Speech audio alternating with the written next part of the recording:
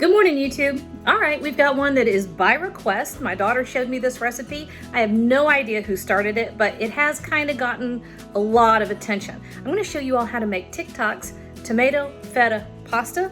Seems like it's not gonna work, but it is absolutely magic. You're gonna like this one. All right, let's cook, y'all. We've got a family to feed.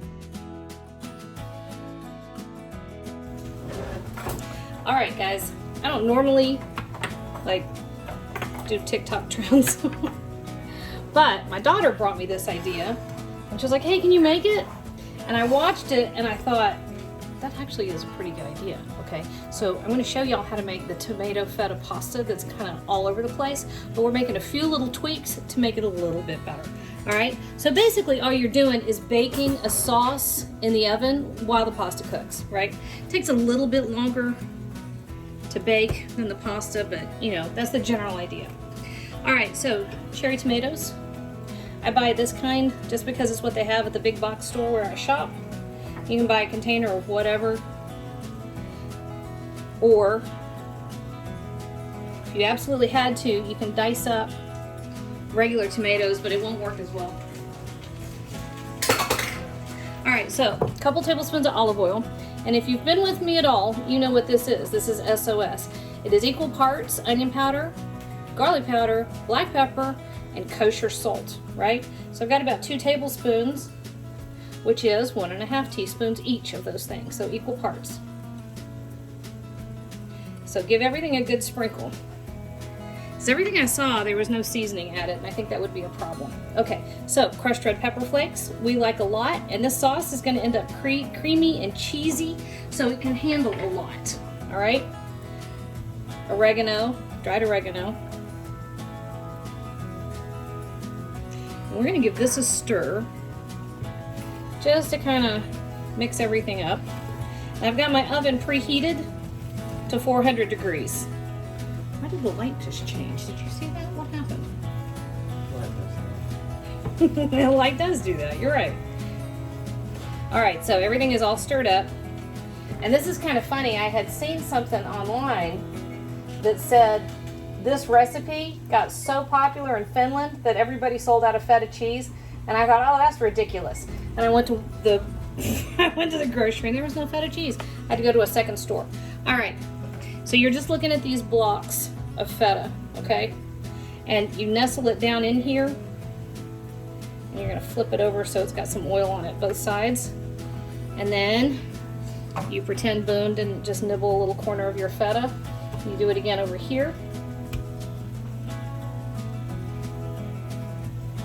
You're tucking that in, okay. And then oregano. Hint more of our SOS. We keep this stuff mixed up all the time because we use it so much. And then over here in the corner, a bunch of garlic. I've got 1, 2, 3, 4, 5, 6, 6 cloves. We're gonna tuck them in there. I'm just gonna toss them around to get a little bit oily. I gave them about a teaspoon of oil by themselves. All right, this is gonna go in 45 minutes at 400 degrees. Boom.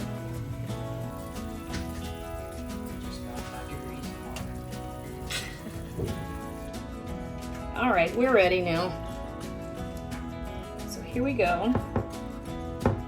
All I did was stir this just to kind of bring everything together. So the last little thing we're gonna throw in here is about a cup of half and half.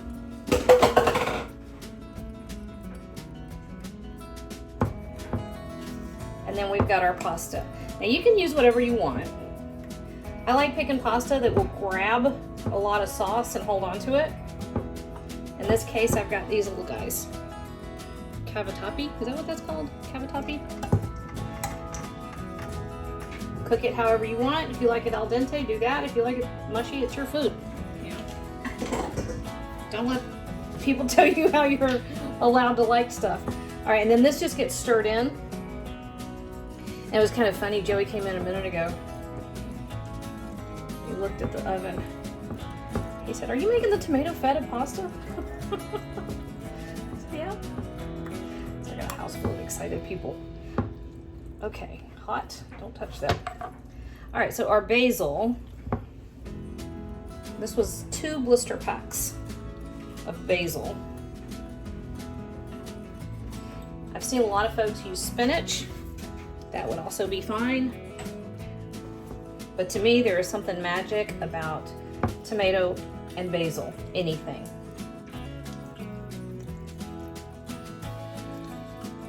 You don't want to add it too early because the heat will kill it if you let it sit for too long. At this point though, the heat just makes it bloom and the aroma is amazing. All right, guys, that's all there is to that. And that is perfect tomato basil pasta.